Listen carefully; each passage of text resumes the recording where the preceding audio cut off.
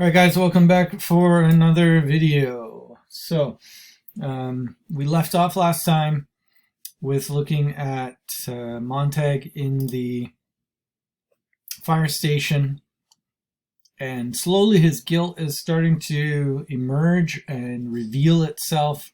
He's not able to totally control what he's saying and so forth. And they're waiting around now for a call and just playing cards or whatever. And Montag starts to reveal some of his questioning, and that is partly connected to, Clarice McClellan and the ignition of his critical thinking that began with the encounters with her. Now, where is Clarice at this point? Just before this, we learn she's gone missing. So Clarice is missing. Well, that doesn't look very good for her and her family, knowing that the government is a totalitarian government that controls anyone who has books or is asking questions. Now, Montag uses this phrase here, once upon a time. Well, why is that important? Well, you have the allusion to fairy tales with that famous line, once upon a time. And so in a way, the allusion to that kind of text, so we have an allusion, which is a reference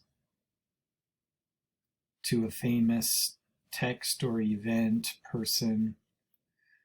I'll just say thing here for the short of it. The fairy tales actually, by mentioning that, it's showing some kind of historical knowledge, which is problematic because you're not supposed to have that in this society. And Beatty says, once upon a time, what kind of talk is that? So why does Beatty get really offended immediately? Well, it shows us something interesting about Beatty. Beatty, he actually has historical knowledge, and he actually has also textual knowledge. Beatty knows the quote, and we're going to see Beatty knows a lot of other historical quotes.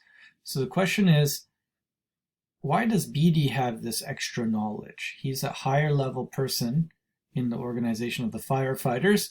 Firefighters are kind of like a military enforcement task force in the society to enforce these restrictive totalitarian laws.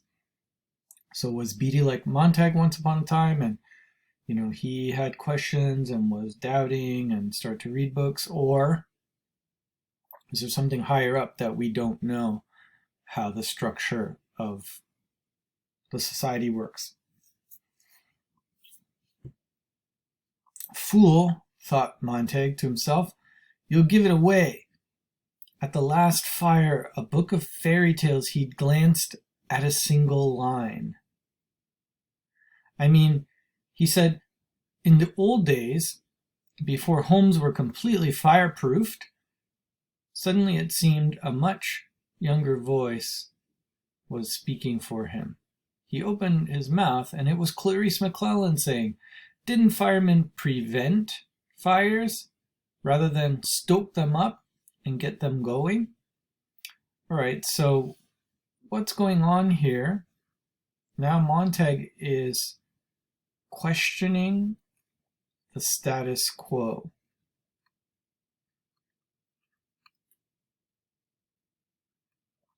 The status quo. What's the status quo? The way things are now, the state of things.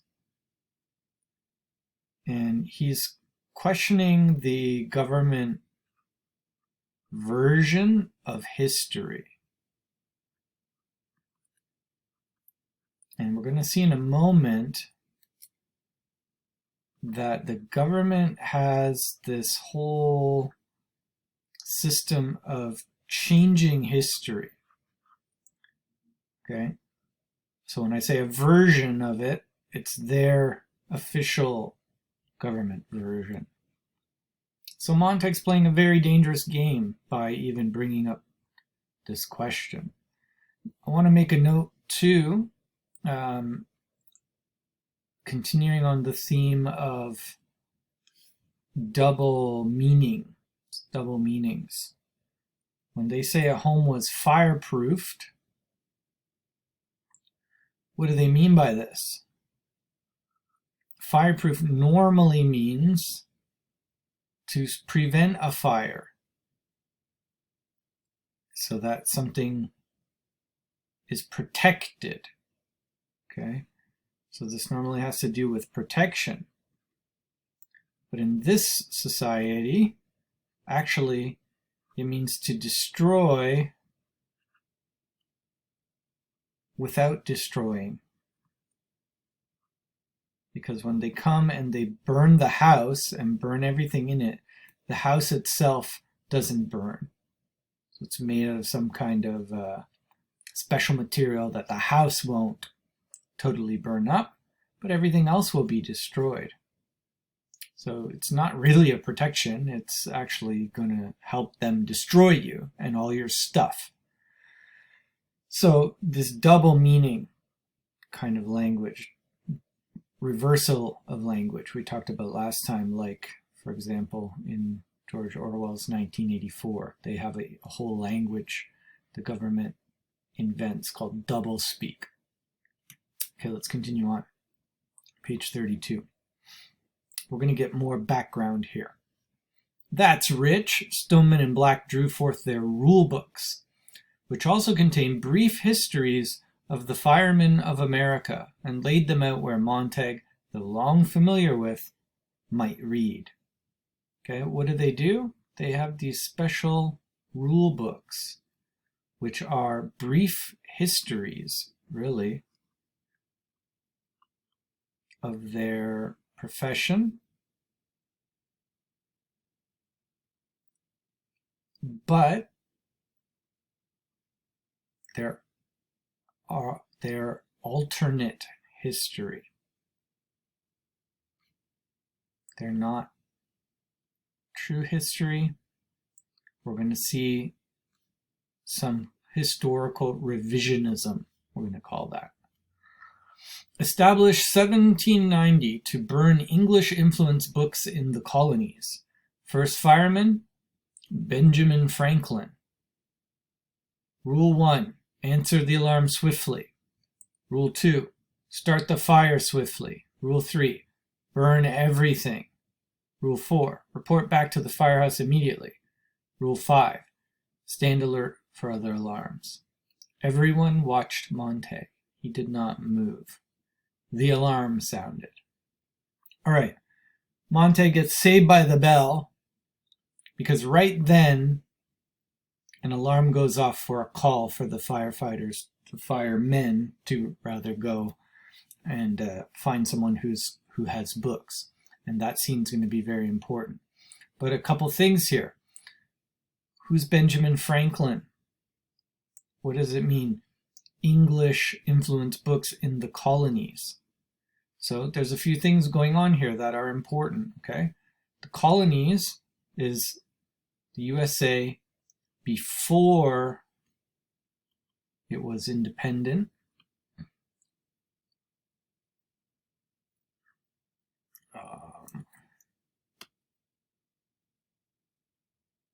One moment.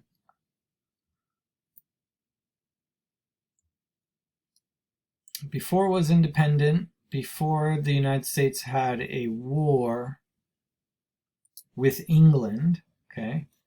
So it was an English or British colony. And why did they break off? Well, because of taxation.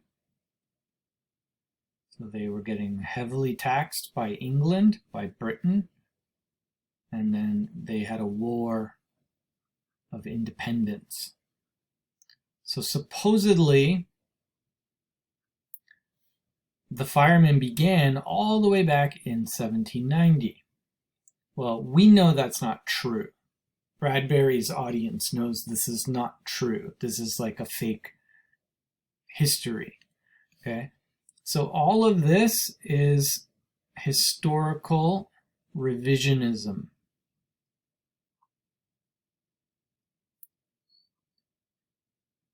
What that means, and I don't know why my mouse is lagging like crazy here today.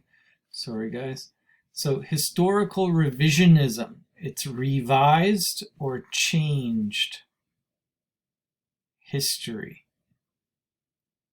And it's a very common tactic of totalitarian governments to actually go back and change history books, to destroy, to burn, to eliminate all alternative viewpoints, and to actually create a fake history.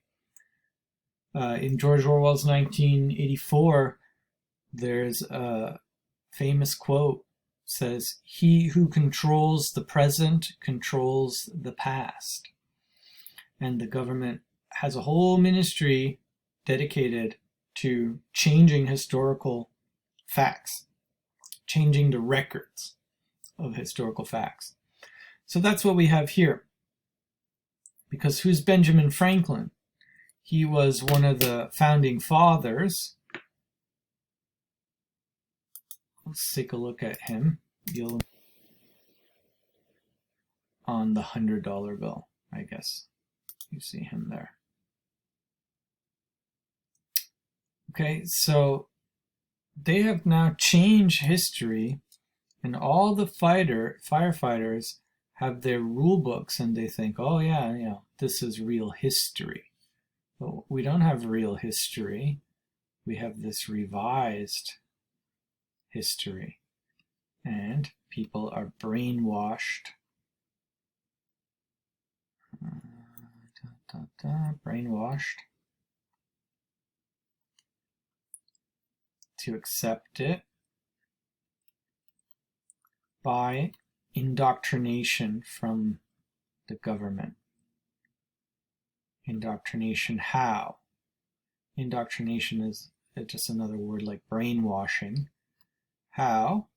Through textbooks, through educational tools, like a rule book. Okay? This whole issue of historical revisionism, and why did the US break off from England? They were being persecuted, they were being dominated by British power, they were a colony, they weren't represented fairly, and so on, and they broke off. Well, they're using that story to justify saying something about Benjamin Franklin. This is going to be very important in the scene that we're going to get in a moment for this alarm, where they're going to go to this old lady's house, and she's going to quote something famous from England, and they're going to have to burn her house, but she's going to refuse to burn with them. The bell in the ceiling kicked itself 200 times. Suddenly there were 4 empty chairs. The cards fell in a flurry of snow. The brass pole shivered. The men were gone. Montag sat in his chair. Below, the orange dragon coughed into life. Montag slid down the pole like a man in a dream. The mechanical hound leapt up in its kennel, its eyes all green flame. Montag, you forgot your helmet. He seized it off the wall behind him, ran, leapt, and they were off, the night wind hammering about their siren scream and their mighty metal thunder. Okay, notice on the way to this, Montag forgot his helmet. Okay, so in a way it's kind of symbolic. Okay, let's say this is like a helmet, or maybe a cowboy hat, but you get the idea. It's symbolic that he forgot something for his head. So his head is unprotected. His mind is vulnerable here. He's questioning everything. And as he goes to this incident, these questions are in his mind.